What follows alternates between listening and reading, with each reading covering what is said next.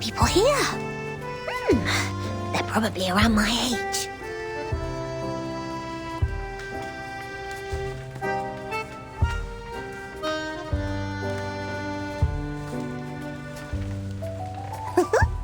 We've also got this many shelves in the library of Sotheby's Manor.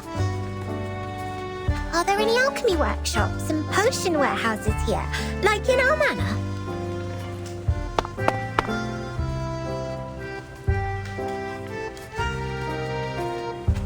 Where can I find Miss Buaniche? Madame Z told me to come here, but she didn't give any other clues. The people here really need Mr. Teacutter, who is always nice and warm to the guests. Just twist his teapot ear, then he can take you anywhere. If not so, placing a luck-a-day potion at the entrance would help as well. If I had made it before I came, Miss Buaniche and I might have met by now. Or she will just pop up behind me. Are you looking for me? Oh my word! Oops, that was too loud. Where are my manners?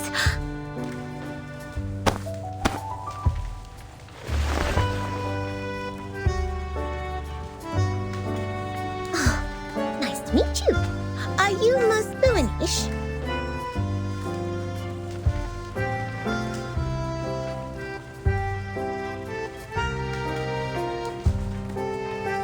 Fantastic! How did you find me? Did you see me in the Oniromancy? Or through a crystal orb? Either way, it is the great Arcanum. I'm much greater than that. Look at you, dressed as if you'd just been to a ball.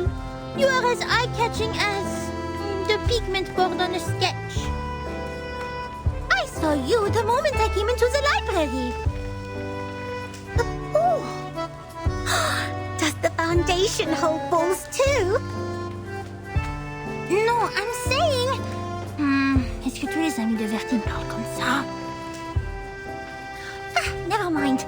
Madame Z told me you wanted to look up the materials on the mysterious school that believes in numbers here. That's right. Miss Mossel told me she will thoroughly check the documents in the Foundation archive, so in the SPDM library. If we can find anything about that school, we can be of more help to Vertin and her team. I'm sorry, Miss Sotheby, but I'm afraid the situation is going to disappoint you. While you spent the last hour looking for Teaketler's ear, the kind-hearted monitor assistant already gained valuable access to the library. But I haven't found any records regarding the mysterious school that believes in numbers yet.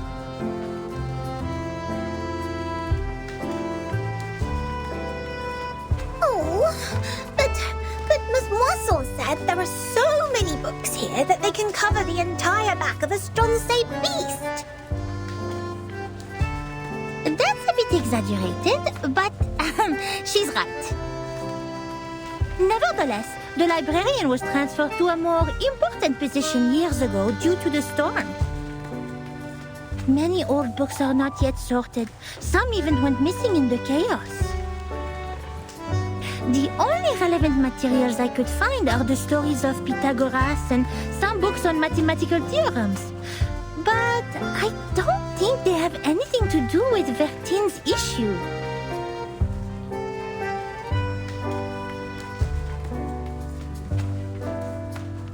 That means I can't do anything to help them.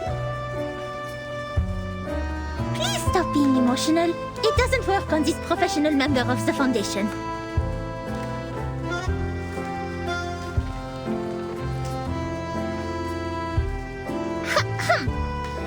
Without field investigation permission, I can't take you out to collect information. But in fact, there is still another reference room only known to the most outstanding monitor assistant.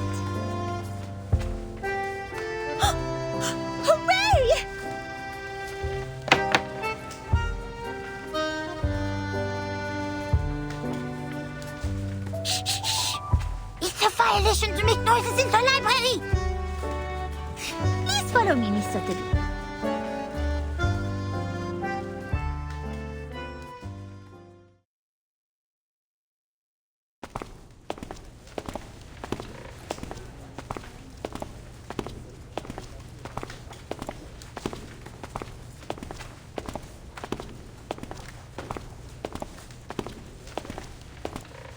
Thank you so much, Miss Buanish.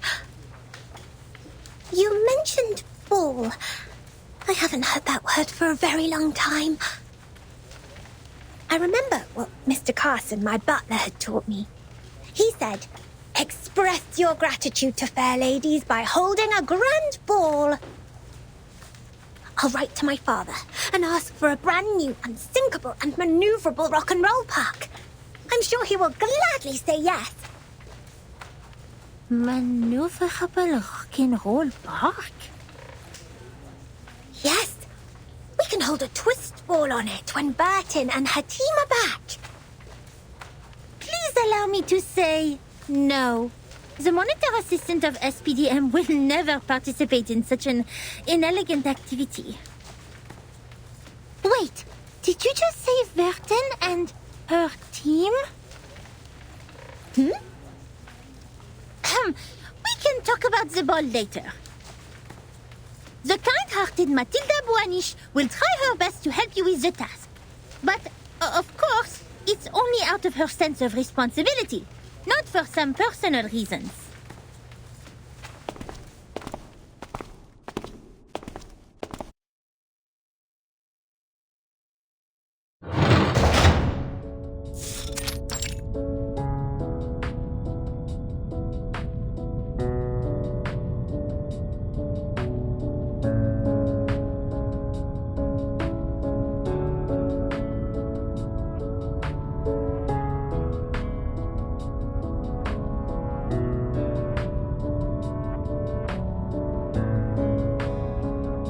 We are the reference room storing unnecessary information. It's a place ignored by most staff. Even so, this careful, reliable monitor assistant will not let go of any details.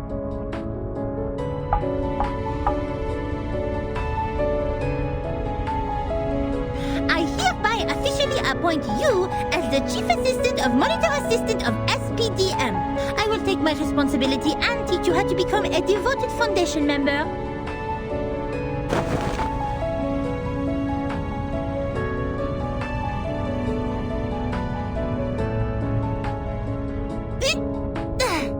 Here is your first task.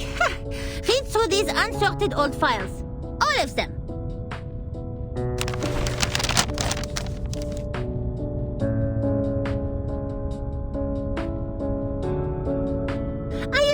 All the archived ones. These are the last parts. Most of them are discarded administrative documents, low-priority materials, and substandard reports written by rookie investigators. By the way, you should know I didn't sort any of them out for you, and they don't necessarily have what you want. It's all right. Leave them to me. I love reading. You'd better do. Here's the key. Keep it safe. You can sit on the cushion there when you sort out the files. I don't want your dress to stain the stone bench. I'll go see if I missed any files. Listen, this monitor assistant will test you on your familiarity with these files when she's back.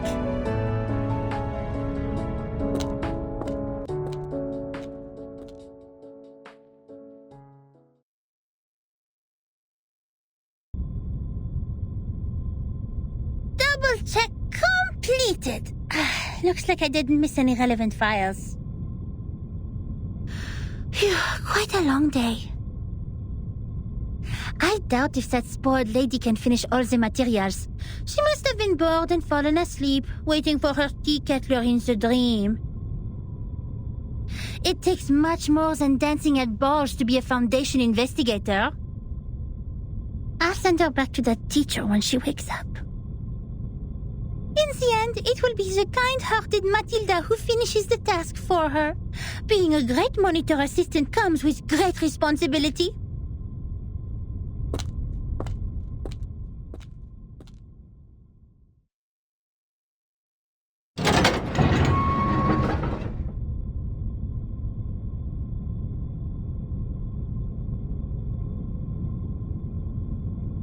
Oh, Miss Bernice!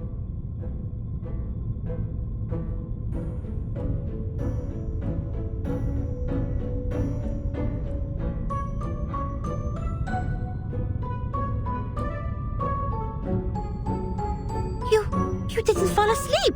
Did you sort out these files? Yes. And I love these books in uncommon shapes. There are so many wonderful stories. I often read books with Susana when Father wasn't at home. We read and read until the red bomb waves woke up the sun. Moreover, these files are much easier than Miss Moisson's reading task. Here, the gentleman from River Conway tamed a whole group of Avanks. How marvelous is that? Oh, okay. Looks like you meet the basic requirements for being a rookie investigator. Tu es plus ou moins qualifié pour être mon assistante en chef.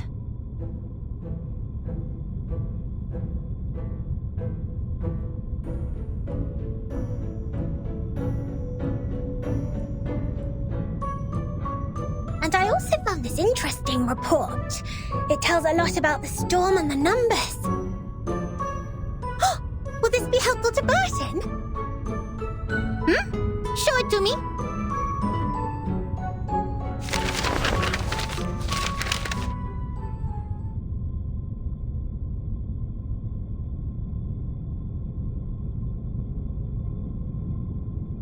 I have to say, it is undoubtedly a violation to submit such a report, but it will be a travesty of the truth and human sense if I cover it up.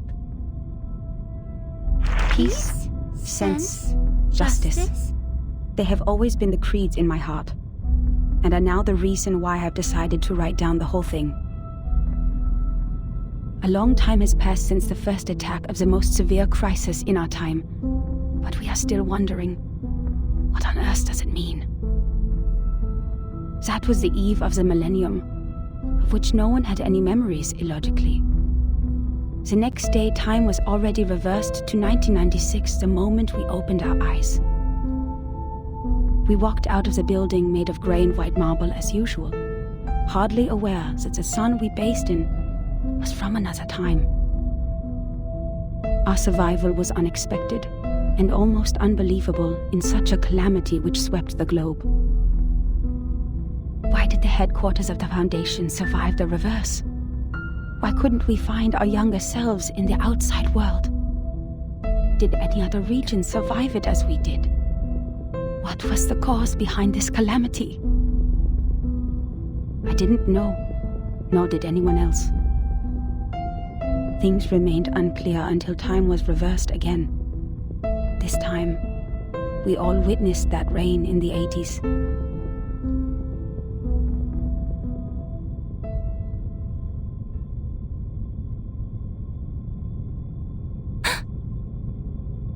These files Burton needs? I think so.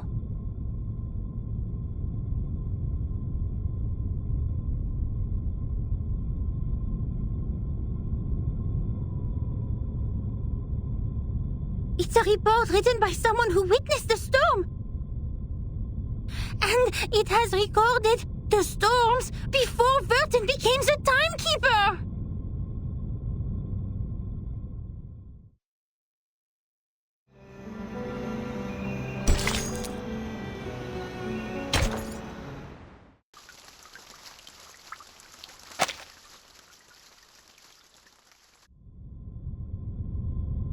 Before she became the timekeeper?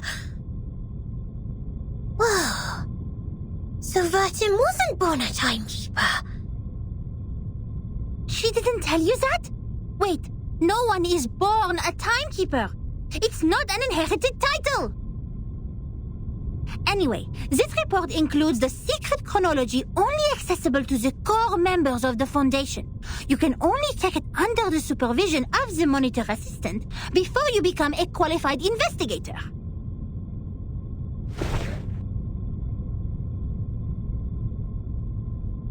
No matter what the reason is, it shouldn't have been shoved in this dusty room like rubbish.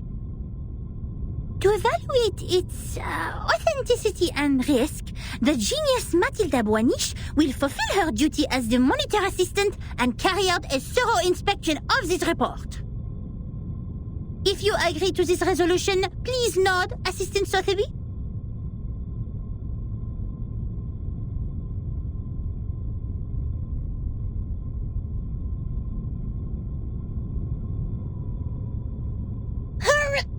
Yes.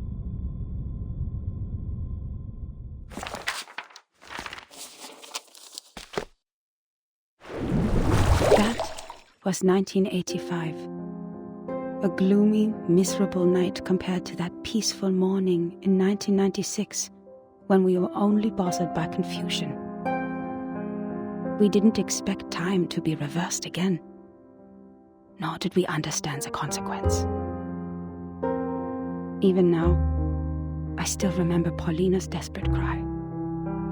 One of her hands was already inside the safe area when she fell at the entrance to the headquarters, and that was the only part of her left to us the next second.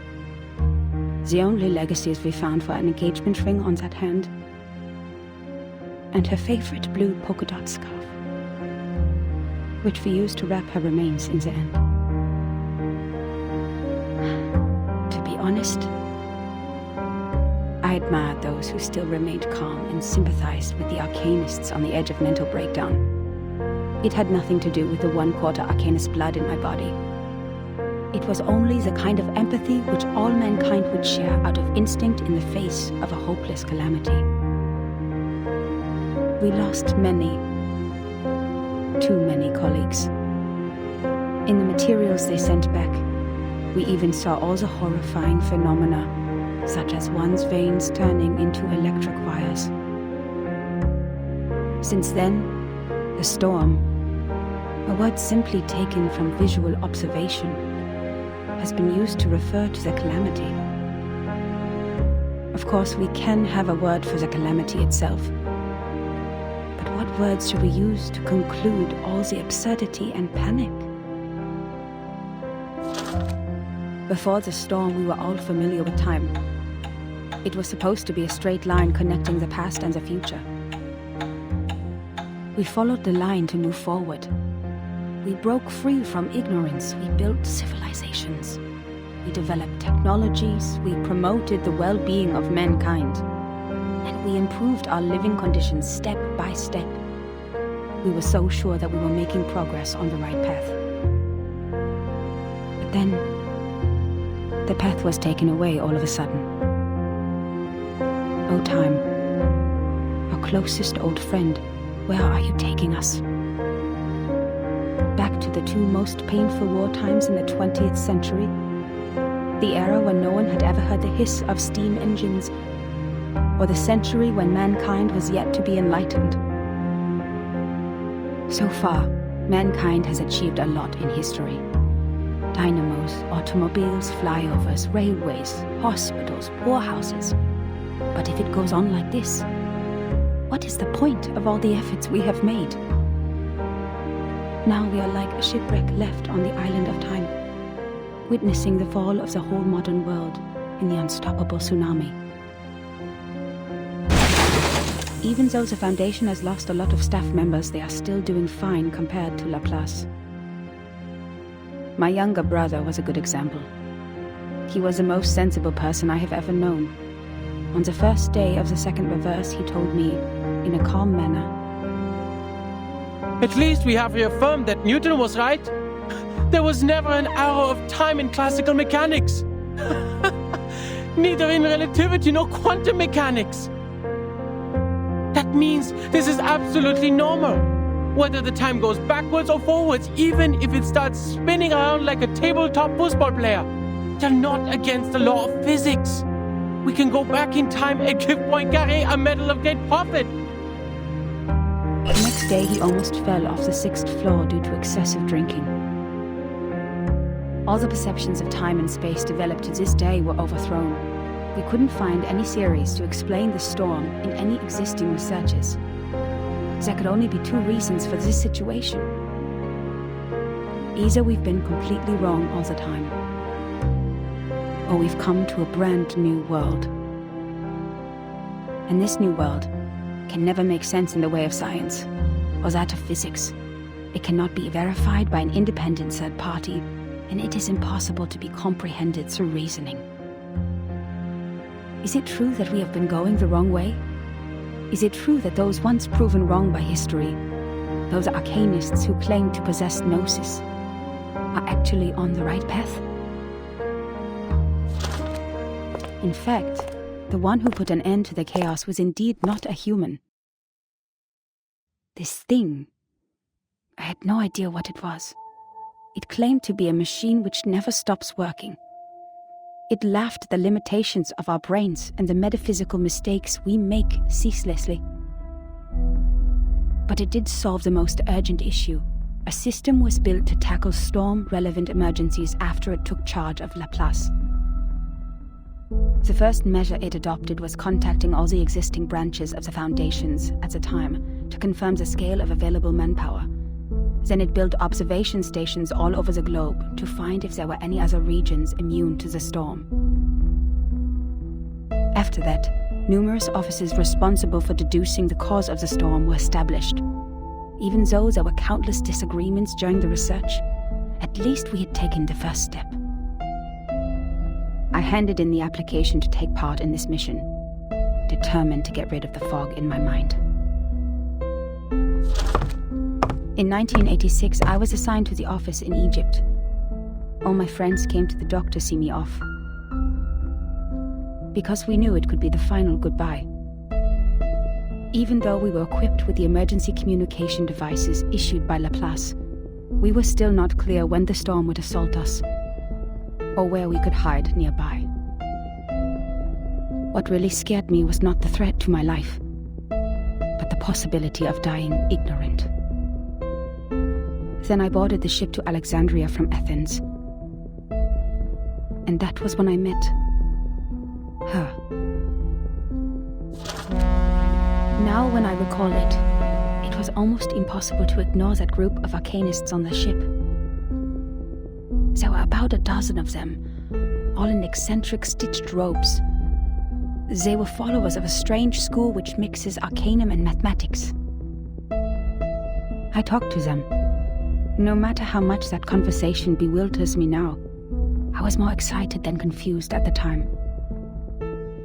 They also survived the storm in 1996, and they noticed the unusual changes taking place in the world as well. That means I actually met another group of survivors from the millennium.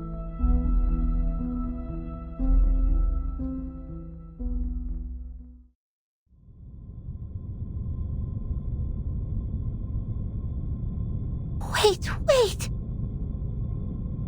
A school of arcanists who survived the storm?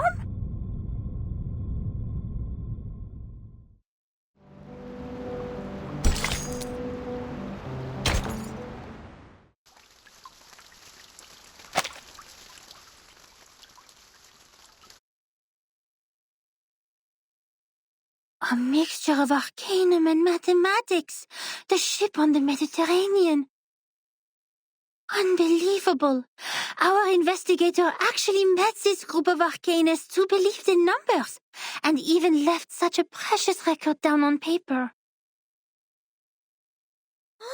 Does it mean we are close to being helpful to Virgin?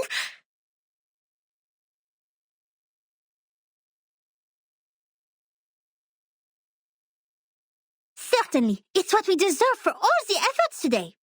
But why did they leave such an important report in the reference room storing unnecessary information? Did they misput it here after the chaos of the storm?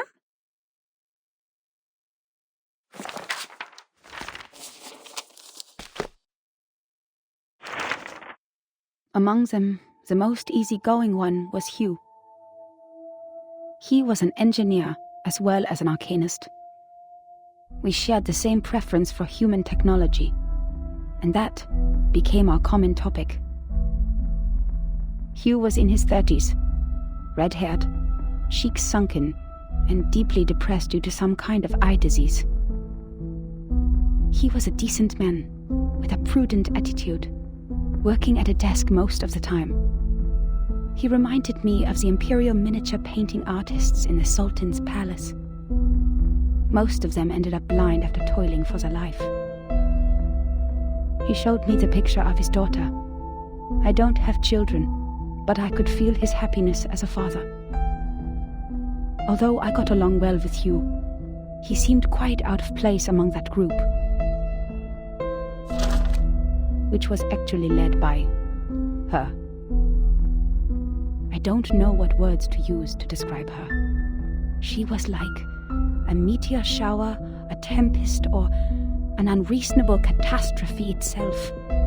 Her existence was just like her name. It was simple, yet implied a lot. Please forgive me for my cowardice. Even now, I don't have the courage to write down her name, if one would call that a name. In fact, she was quite a kind, warm-hearted person. Among all the unregistered arcanists I've met, she was one of the nicest ones towards the Foundation. She looked young, even though I heard she had a daughter too. Besides, she still possessed the innocence of a child, and that kind of excitement exclusive for genius. That's right. It seemed the whole world was like a sparkling toy to her. Our communication was heart-stirring at the beginning.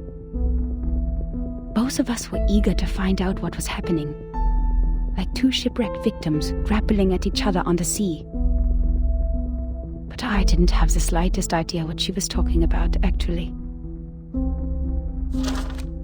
The problem was not the typical communication issues between humans and arcanists. I was sure the language we used didn't pose any obstacles, but still I couldn't understand any words of hers. I would believe that one is highly intelligent if one can name all the factors of 11,567 without thinking. But what this one said was illogical nonsense which no one could ever imagine. She claimed that there is a world of numbers, above all else, where the non-physical essences of all things exist in the form of timeless, absolute, unchangeable ideas, and that the physical world where the time flows is nothing but an appendage, which has never been real or true. And that's why the chaos in this world is not worth any attention, and we should focus on what happened to the supreme existence. What an utter disaster combining modern maths with ancient superstition. I saw another hubristic arcanist pretending to be the prophet by reliving Platonism. I don't even bother to mention the balderdash on soul numbers. Even the New Age movement could use some of her absurdity. But that was not yet the end. She even claimed to be aware of the exact year when the next reverse would happen. But when I asked her about it seriously, she said, "My apologies. I've made an oath. I shall and only shall reveal the demonstration to people who have their own soul numbers." I'm not sure whether she was making fun of me or being serious, but I had this feeling that she was eager to tell me how she was granted the secret through a moment of afflatus. It seemed she just saw through the laws behind all things instead of finding them through logical deduction. Can't you see it? It is right in front of you. After I expressed my inability to comprehend her words 30 times, she finally gave up and proffered regrets. I'd rather take it as a new kind of humiliation. What really irritated me about her, however, was her contempt towards science and all the scientific research methods. As far as I'm concerned, the value of a theory lies in its reliability, universality, and generalizability. Our pursuit of the truth has laid the foundation of modern science, allowing us to change the world. Yet, in her eyes, the value of a theory lies in its beauty. I talked to her on the current situation, and I told her how we would save lives and preserve the hard-earned technology of mankind if we could find the pattern of the storm. It was of course not an easy thing to do and would take enormous manpower, so I asked her sincerely to join the Foundation. Yet again she responded with contempt. She believed they would only become another military squad of the Foundation's. Darling, maths are beautiful for their uselessness. That's why it remains noble and graceful in this sordid world, despite you humans' reckless action of using it to calculate ballistic. She turned down my invitation and left an unfairly negative comment on our storm observation project. The observation stations you built are destined to be toppled because their basis is the fragile world that follows the laws of physics. The efforts you've made are like nails on a sand beach, which will only be carried away by the next tidal wave. But I said, perhaps our efforts are in vain, but someone has to do it. We will try every corner of the beach before making the conclusion that the world we are living in is already a hopeless ruin. What a pragmatic, rigorous, and rational speech. But dear, the world is a hopeless ruin. The conversation ended in disagreement. I don't know why arcanists hate the world so much. Perhaps the reason is they have never been truly accepted. To this day, I still remember her venomous conclusion. The world built on past experiences has ended. In your words, which you used to mock us, why not embrace the reality? Yet about the gnosis which she deeply believed in, and the so-called prophecy she made through numbers, she had never given any proofs or details that showed rigorous logic. And the reason for her inactions was an oath she had made before some stone? Therefore I believed her words were only the nonsense of a lunatic. When we first met, I thought she was different from all those psychos, who mistook the malfunction of their prefrontal cortex as the will of God. But they turned out to be the same. In the name of human sense, I swore everything she said was absurd and ridiculous to me. Until...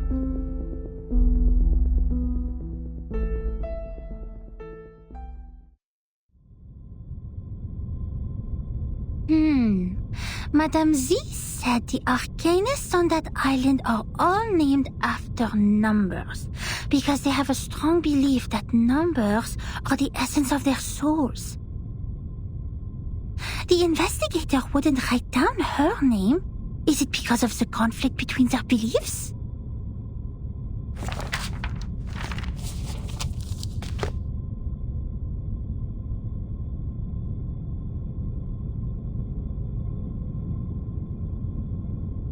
Huh? That's all?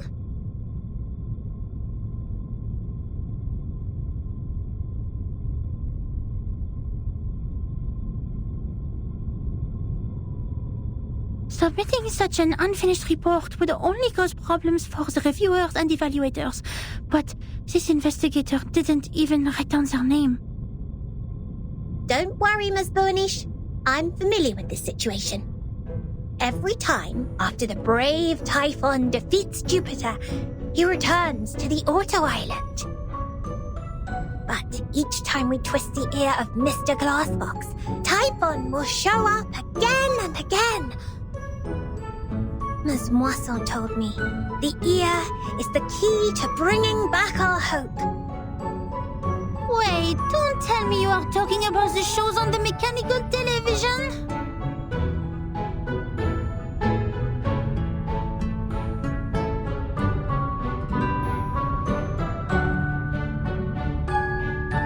Stop, Mr. Thibby. Please, take a seat on the cushion and listen to me carefully.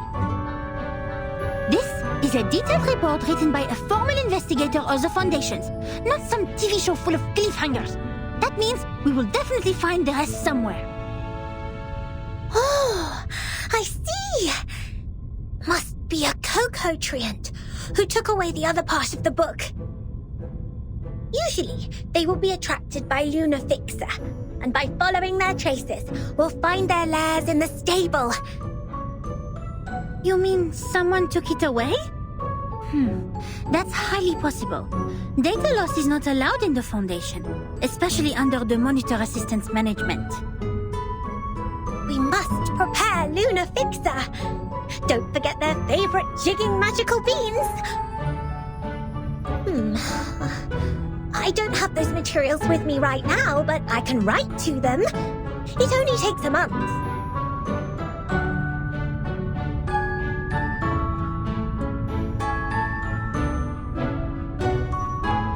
Nuh-uh, we don't need that.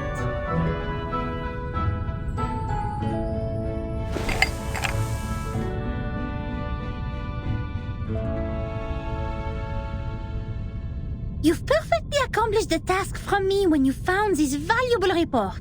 Well done, Assistant Sotheby. Now it's time for the great Matilda to show a little bit of her greatness.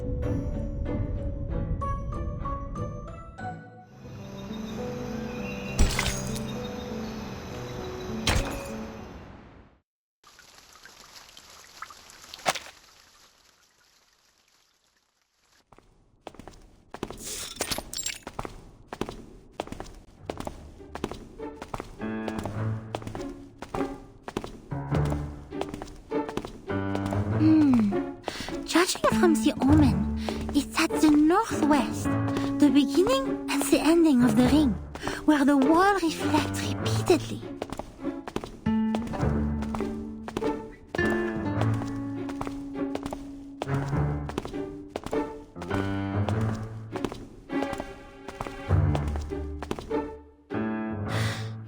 The northwest of SPDM. This one is straightforward. The beginning and the ending of the ring is not a problem either. The icon of the computing center is exactly the Ouroboros, a serpent eating its own tail. Here we are. But where the wall reflects repeatedly, does that mean a closed room with mirrors? The mirror in the display center is a huge kinescope in the wall. And the one in the airtight laboratory is a crystal-clear observation window. The one in the rehab center? No. The mirrors in the operation room have been replaced with curved electronic screens of steel structure after that xenopilot made a scene. So, where is the answer?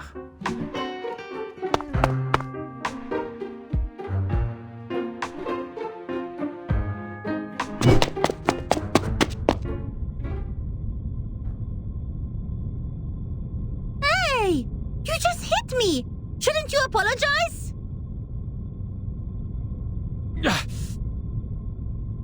Where did you come from, dork? Wasting my time.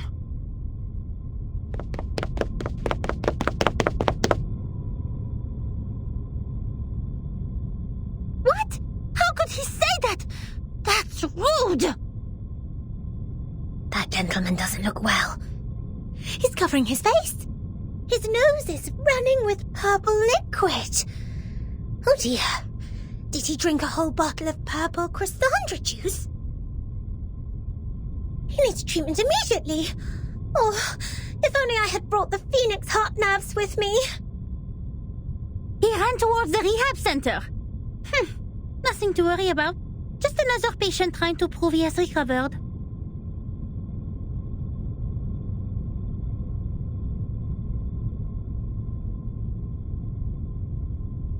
The rehab center has all the facilities and medicines he needs.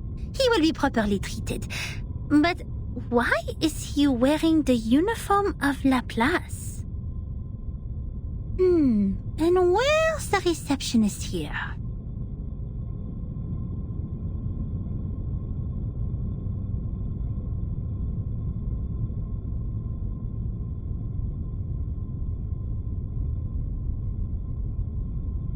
Does everyone go to the weekend party night?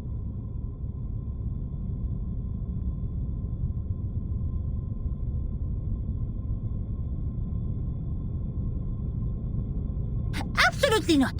The researchers here are too busy to do that. The computing center is working on the most urgent and vital project, the research on the immunity to the storm. We should not disturb them unless it's an emergency. So please stop calling the office and put down the telephone, Miss Sotheby. This is not the ear of a tea kettler, and it won't take you to any twist balls.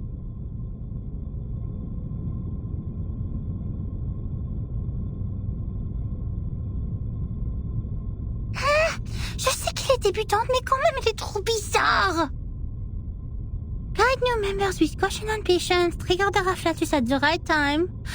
J'avoue que Verten a remporté une victoire temporaire sur ça.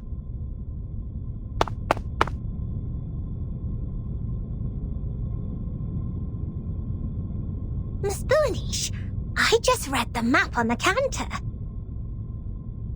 You mentioned where the wall reflects repeatedly. Does the vision refer to the racquetball center here? You see, its icon is a bouncing ball. Let me take a look.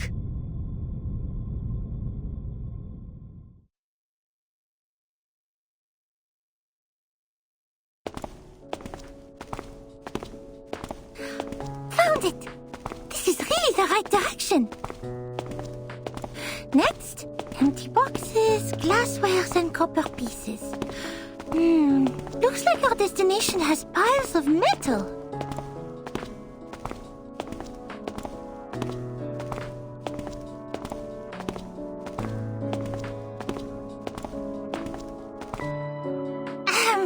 Good job, Assistant Sotheby. I have to say, I might have gone a bit too hard on you. You are more capable than I thought. Thanks to your prompt reminder, we have saved quite some time.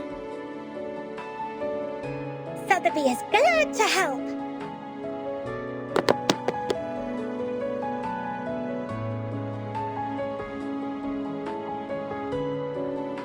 Miss Boonish, since you're such a talented diviner, why don't you just divine the reason for the storm with your inherited arcanum ability? According to Ms. Moisson, the reason still remains a mystery. If the crystal orb can reveal its truth, everything will be much easier for Vertin and her team.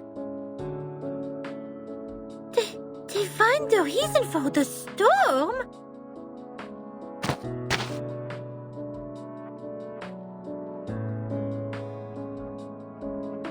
That's impossible for sure. It's a typical mistake of laymen to believe one can see everything through divination. You are an expert on potions and arcane creatures, but you have little knowledge on other subjects. Haven't you received any systematic education on arcanum? Education in arcanum? I'm of course well educated in arcanum, with Ms. Moisson as my tutor, and my arcane friends such as Typhon from the Auto Island, Jupiter, and... All right, enough.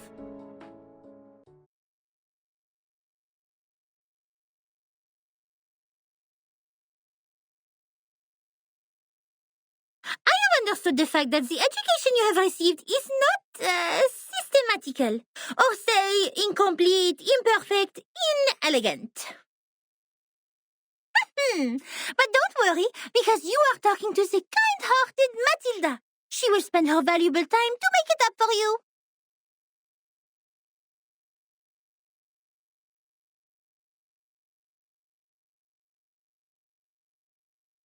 In fact, the system of arcanum knowledge is not completely separated from that of human science. For example, the modern pharmacy and chemistry actually originated from the experiments of potions and alchemy in the ancient times. They developed into two different systems because arcanists focused more on the knowledge ignored by scientists, which is gnosis. The knowledge we learn from divination is exactly under this category. Wow!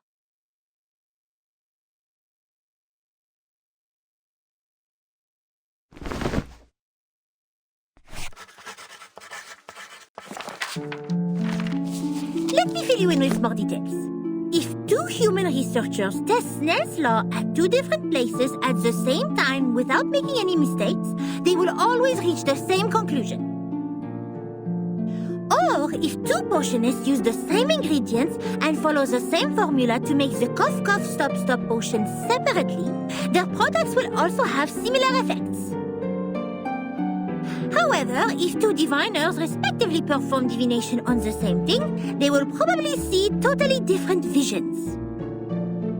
Because what the divination shows is merely omens. The interpretation of these omens is in fact a kind of subjective deduction based on the reality, and there is no such thing as a standard answer.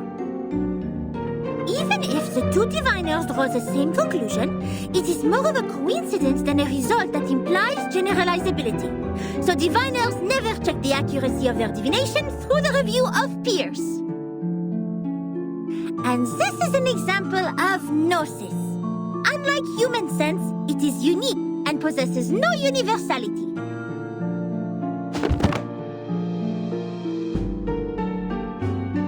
In other words, even if someone finds out a reason for the storm through divination, they can't have other diviners verify it, because 100 different diviners will give out 100 different conclusions.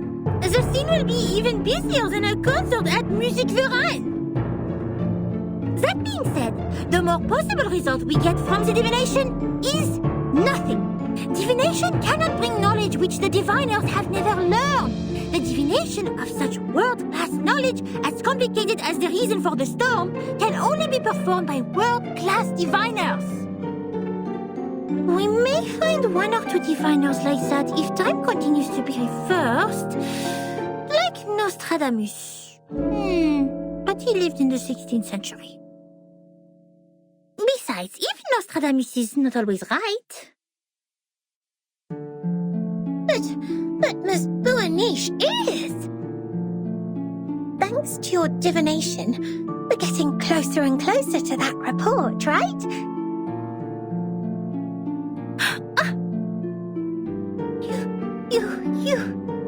You are right! Finding items, interpreting dreams, and making simple prophecies. All these things are just a breeze for the bright and clever Matilda. But inquiring about the storm is beyond my ability, and it will only bring misfortune. I will never make such a stupid mistake.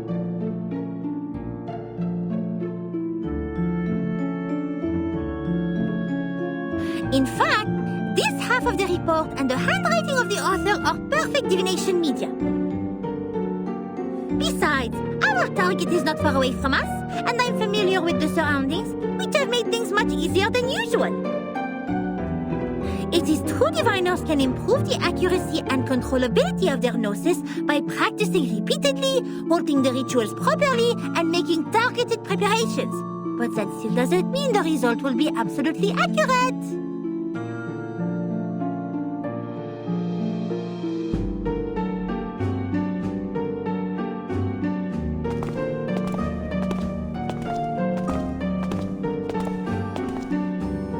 The report says that person who mentioned the School of Numbers claimed she was enlightened about the year of the next storm. Is that also by divination? I am not sure what kind of arcane skills they used, but numbers are indeed a kind of omen too. I am not talking about the specific knowledge of mathematics, but the numbers themselves, because they are even more abstract than images and languages as kind of symbol. Even so, there is no way for us to verify this prophet, unless it really comes true. That is also why it takes almost nothing to spread a prophecy. My mother told me many people in the outside world write to the Foundation every day, claiming to be prophets who can predict the doomsday and thus requesting unemployment benefits. The doomsday? Unemployment benefits? Oh my! The outside world is far more wonderful than I thought. How fascinating! Miss Buaniche is even greater than I expected. You bet! Wait, did you mean I was not the greatest?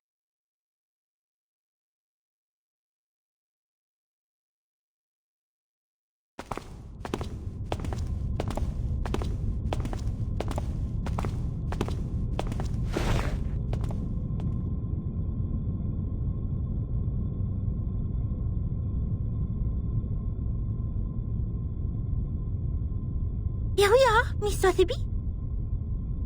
Now, this is the moment to verify the result of my divination.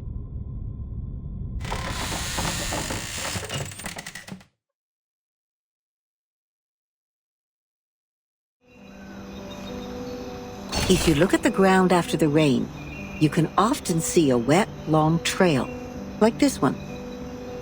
At the end of the trail, there may be a snail slowly crawling forward. Yes, forward. The snail marks the direction for us. But what if we don't see any snails at either end? How are we going to distinguish the direction to the future from that to the past?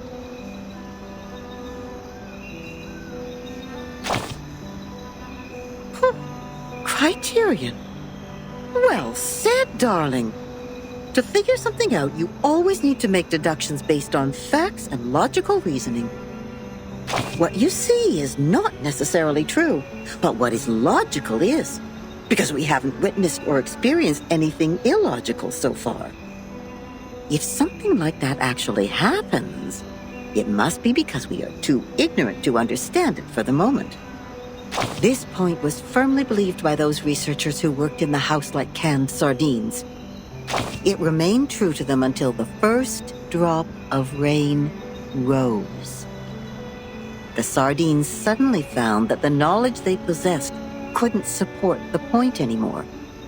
The can was opened, revealing a completely different thinking pattern to them. Whatever they used to mend the can, there was still a crevice left between the inside and the outside, and it could be ripped open again at any time.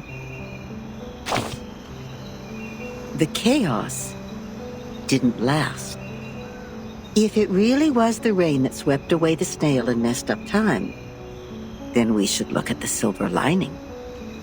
Does it mean we will find out the truth of time once the secret of the rain is revealed? There has never been a shortcut like this one, since time is only an intangible concept. So then, observation stations were built all over the globe. The staff learned how to collect and keep the valuable samples efficiently in no time. The little boxes they used to store the raindrops are still being upgraded even now. Order and silence were brought back to the labs. Every piece of gear was placed back on the right track. It was a grand feat, and no one could have accomplished it inside this huge, cumbersome machine except another machine. She took no sides and sought only predictable results. That's why she made a decision as soon as she read that report and its attachment on her desk. The former was about a delicate component which flapped like a butterfly in that huge machine. And the latter was a piece of paper full of circles and dots. Then she stored the information on her hard disk and destroyed the report. And the paper which claimed to have recorded the locations where the storm might happen, yes, the one with the butterfly-like drawings, was retained for data comparison. It seems she's satisfied with the result.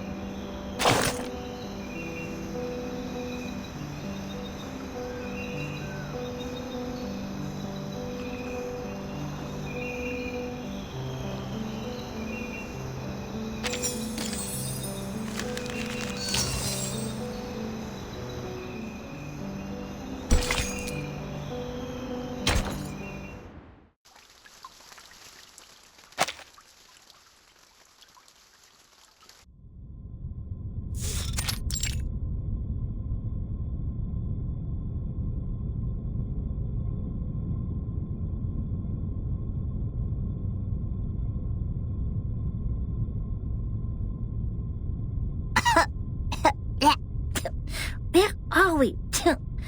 Lost and found of the racquetball center?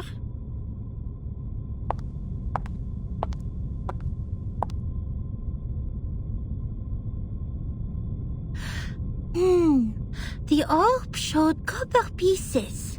We need to find something that seems to be locked, but is actually not. Aha! Found it! Nothing can stop the genius, Matilda.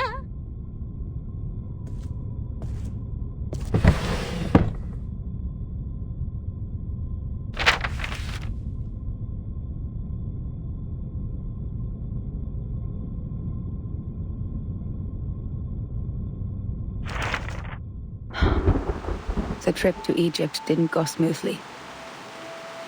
The ship was hit by a common storm at sea. We were lost in the fog after that, completely off course. Then something emerged from the water. Since the first storm, the Foundation has received frequent sightings of arcane creatures which should have been extinct in history. I had no idea what I was shooting at, even after I emptied the clip. And I didn't know what to do, so the arcanists brought us back on course. She named the precise longitude and latitude of our location, even without using the sextant in the spare cabin. I wonder how she did that. Perhaps the world did look different in her eyes. Then when I was about to step on a random plank on the ship, she suddenly dragged me back. I thought it was only an inappropriate joke. The next second, the plank broke. I was stunned, and asked her how she saw that coming. She just answered me as if we were talking about the weather. Because that plank is deformed like a rhombus. I was confused. Where is the rhombus? She laughed. The rhombus can't be seen with eyes. You shall close your eyes, hearken to the teaching of the Supreme Existence, and seize the moment of afflatus. Of course, I didn't see anything. Nor did I understand what the moment of afflatus was. Perhaps it's just another privilege enjoyed by arcanists, just like their right to be lunatic. Nevertheless, she reached the correct conclusion in a completely wrong way. Is it really possible? Anyway, she saved my life. But that was not enough to settle the differences between us. She remained rejective to working with the Foundation, and I finally gave up on the attempt to persuade them. My mission on that trip was not to make contact with them. Besides, what we needed was builders of the storm observation system, not some liars who would only make things worse. As for the shelter they took from the storm, she wouldn't say a word, as if she were dealing with a spy who pried to find out the deepest secrets of the Arcanists. In the end, Hugh mediated between us. He gave me an address in Istanbul to which I could send the letters to contact them. After that, I spent more than half a year in the Egypt office. Things were even worse there than I expected. Some have gone missing after the storm. The people who were supposed to be in the Egypt office, according to the member list stored in the headquarters in 1985, were not there when I arrived. The situation could be caused by the limitations of the transmission of paper-based materials, or because the computer was not yet popularized to every corner of the globe at the time. One minor mistake of a copyist could develop into a huge difference. Besides that, the chaos inside Laplace was an even worse issue. I learned that someone published the paper Samplings of Global and Regional Chaotic Energy Route Changes in the name of Butterfly of Lorentz. Apparently they secretly used our sampling sites, yet their research direction and conclusion were radically different from Laplace's. The researchers equally divided into two schools, one sticking to the human technology they have focused on, and one changing their direction to Arcanum. At the time, it was still too early to decide which direction was right, without sufficient experimental data. But many already believed that if time continued to be reversed, human technology would only keep falling into decline, while Arcanum, which relies on personal ability, would rise again. It's true that Gnosis cannot be copied, verified by an independent third party, or comprehended through reasoning. Its nature decides that it cannot lay the foundation of science or be popularized to every ordinary person. It takes solid marble to build a castle, not slippery sand. Even so, what harm will it do to rely on Arcanum when the underlying logic of all things has become unreasonable? Before the disagreement was settled, the storm in 1987 was predicted. we were ordered to return to the headquarters 24 hours before its arrival. But the prediction was not accomplished by Laplace. A captive from Manus Vindictae names the precise date of that storm. Our enemies, those lunatic xenophobes, valuing only pure blood, made it further than we did. Yes, we built observation stations, we made countless deductions, we developed multiple simulation models. We made efforts, we sacrificed life, we did whatever we could. Yet the result was that we didn't find any other regions immune to the storm, except the headquarters and another one in North America. In the end, 95% of the branch members were reversed, 87.9% of the equipment was destroyed, and 100% of our predictions failed. In conclusion, our endeavor brought no achievements. As for the captive from Manus Vindictae, the delirium patient who claims that oracles flowed under his parietal bone, when we asked him how he learns the precise date of the storm, he burst into laughter. Can't you hear it? Has God left you behind when he spread his grace? Then, he smashed his own skull with a handcuff. Yes, there was no doubt. He was an incurable lunatic. But his insane nonsense was exactly the reason we survived the storm again. No matter how unreasonable or illogical it was, or how much a lie it sounded like. So we'd better believe we shouldn't go out in black today because a fish is swimming in the water. We'd better believe in the existence of the non-physical, everlasting, transcendent world where everyone's soul is a number. We'd better believe in the supreme existence which caused the disorder of time by merely casting its shadow. That means the life of individuals means nothing more than rubbish, and the world is but an imperfect ruin, where only the chosen ones will pass the trial, where the rest will be eliminated by the rain. How am I supposed to do that? Finally, I made up my mind to write to her. I didn't expect her to answer my questions. All I wanted was to confirm if she had survived that storm. For the sake of our peaceful talk about the rhombus. Yet what I heard from them was a simple announcement of her death, with only 2 words. She died. Then it burned and turned to ashes in a second. On the same day, the first and only timekeeper who just took office, the 12-year-old child, returned alone from the storm. She told us the time in the outside world at that point. And that was how I knew she was right. It is right in front of you. But if there is a God, why are you playing such a prank on us after we had suffered from the collapse of all the existing orders and the failure of all the great laws? If this is what she calls a glimpse of the supreme existence, the moment of a flatus, do you have to present it in such a cruel way? The last 2 digits in the number of the year after that storm were exactly her name and her number. 77.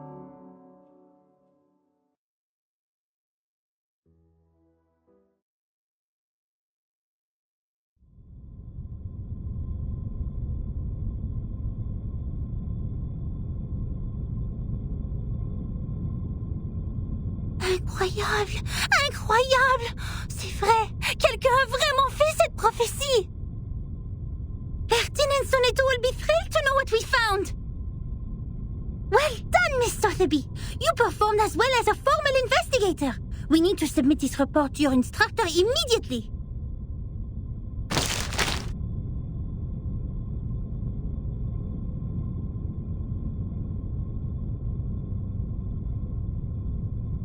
What are you doing in other people's rooms?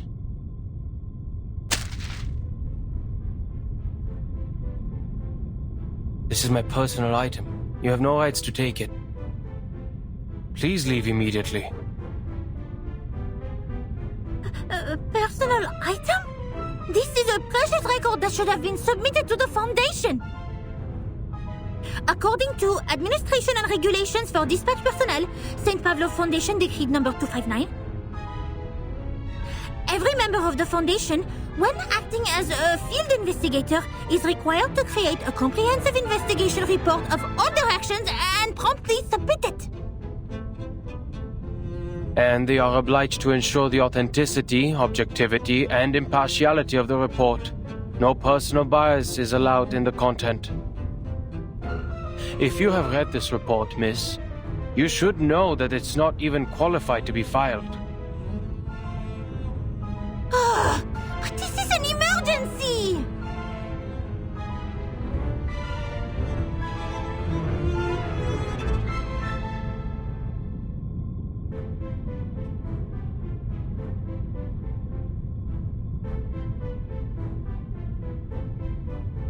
I can tell from your uniform you are a student of SPDM, or... This is Laplace. Do you have your guardian's approval to leave the school, Miss Underage Student? Approval? I don't need that. I am not a student. You are talking to the exceptionally promoted monitor assistant of SPDM. Here is my ID.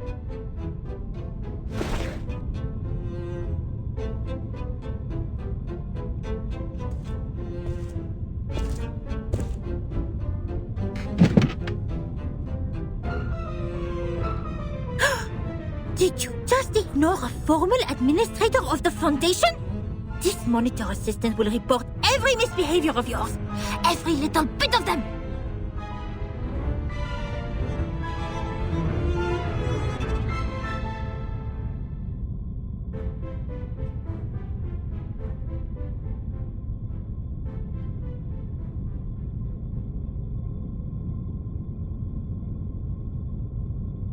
Miss Moisson, we found that report here. The great Miss Buanish and I discovered some important information. I came to you and Madame Z immediately after we read it. Miss Buanish, why are you confronting Mr. Chair?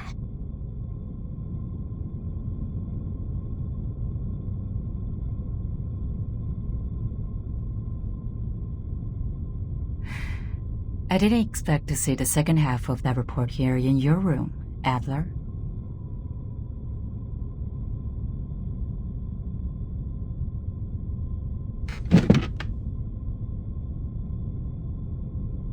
Don't call me that, friend.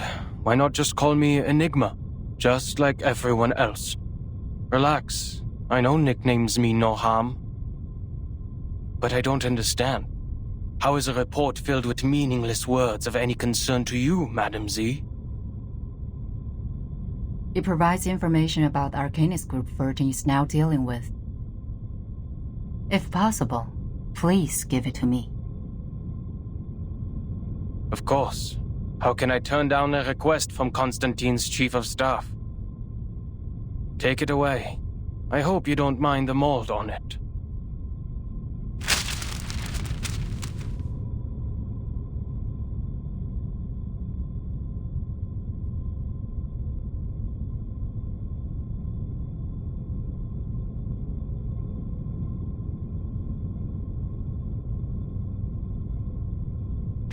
Attention to your manners and do not bring disgrace to the computing center, Mr. Rude.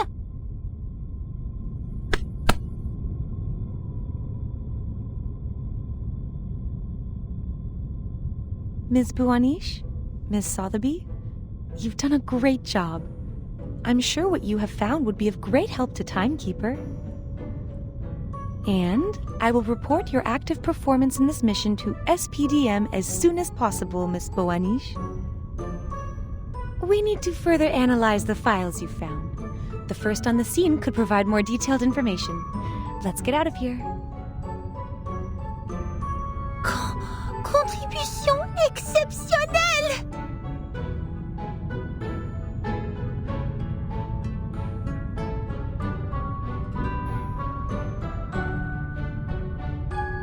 Oh là là, exceptionnel! Non, non. Calme-toi, Matilda. I didn't accomplish it alone. Assistant Sotheby also played a significant role. Hooray!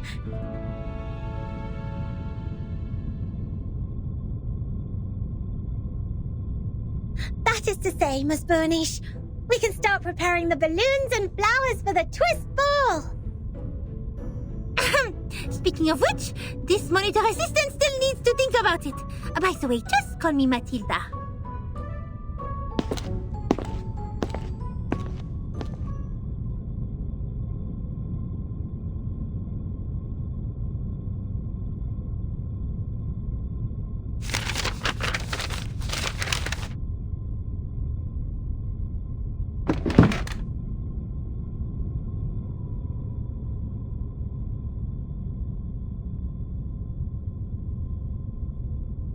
There will be no advance in human technology. You think so? Even thee, Madam Z, has given up on the study of theoretical physics and become a politician. No. I've never thought of that.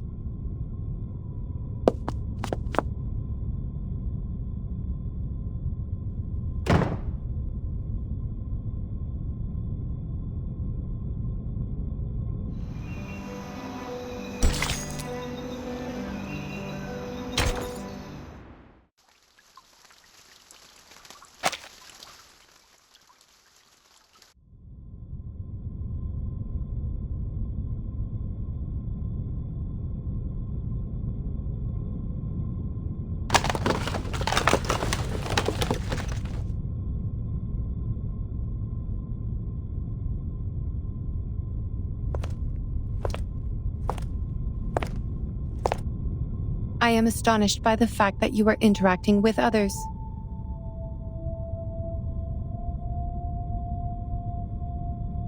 They broke in.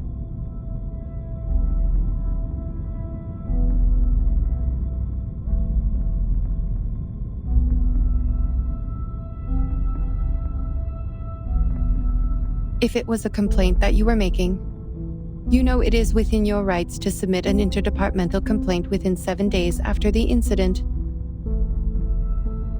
Don't bother. That file means nothing to me. I didn't file it because it is a report against the rules. Why bother to submit such a log full of personal feelings and emotional behaviors to our great, rigorous foundation? Is that so? I am gratified to find that you still have some sense. I too am gratified that you still have no idea that I was being sarcastic. Oh, that was sarcasm.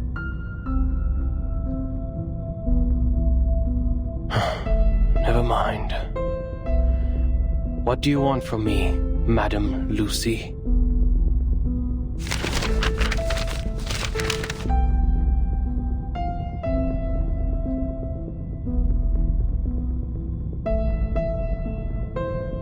You went all the way to this dusty, rundown place so hurriedly that you even forgot to put on that pathetic mask. This is not because of some old files, I assume.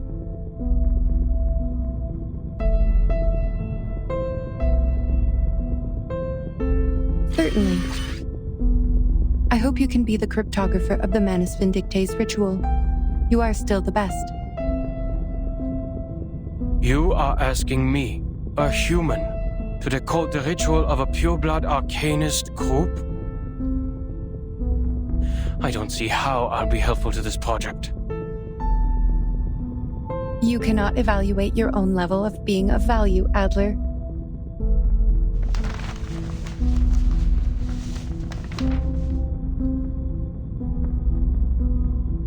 Well, you evaluate our value.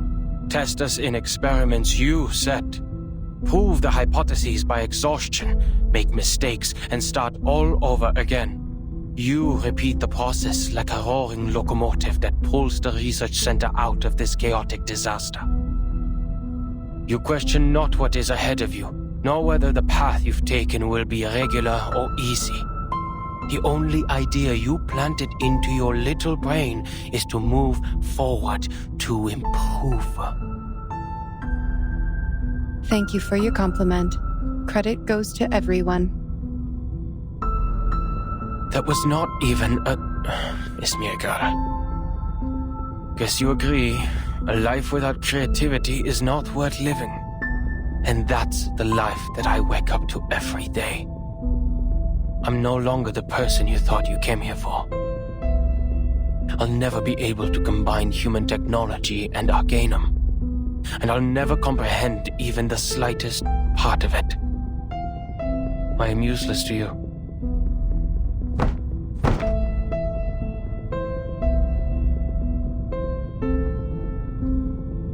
I don't expect someone made of tin to understand a human mind. But I beg of you, leave me alone.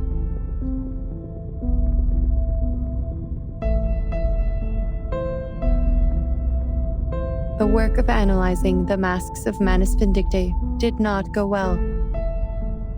A side effect occurs in the researchers, and it is getting worse. The isolation wards on the basement level are overwhelmed. What a scene.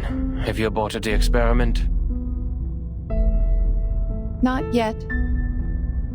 We have conducted the Arcanum imaging experiment on the masks, and found a component which also exists in the raindrops of the storm. But knowing what it is composed of does not help explain how it works. What we're looking for is the original ritual that the Manus cast on them. You're trying to figure out one's career planning from one's physical examination report. I wonder why it is not working. Even if somehow you manage to find the original ritual, you still need a proper environment to test it, which is the outside world with a coming storm.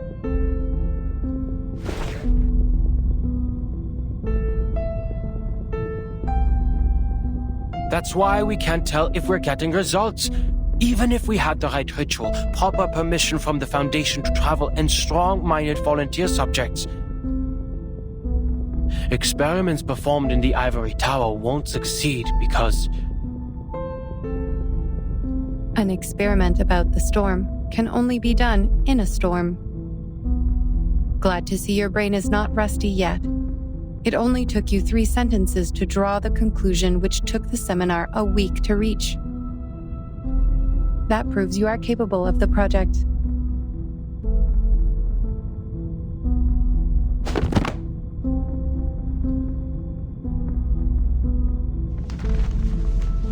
The history maintenance team has forecast different critical points of this storm. Foundation investigators are on their way. If Manus Vindictae still plans to accelerate the storm, like what they have done in 1929, there will be a high possibility that their people will show up at the transformation point of history and society, also known as the critical point of time, the center of the storm. Your sister, Greta Hoffman, is also one of the investigators.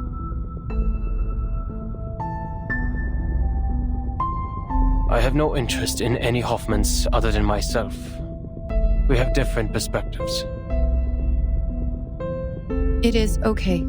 I am just here to inform you that if any of the investigators successfully send the information of the ritual back, the research about the immunity of the storm will be conducted immediately. Take your time and be mentally prepared. But once the storm alert is issued, we only have 24 hours to verify the feasibility of the ritual.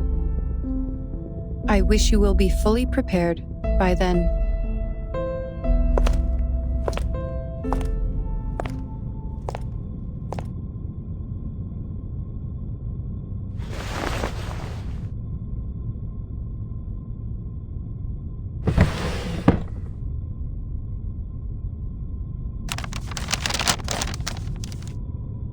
One thing is for sure now.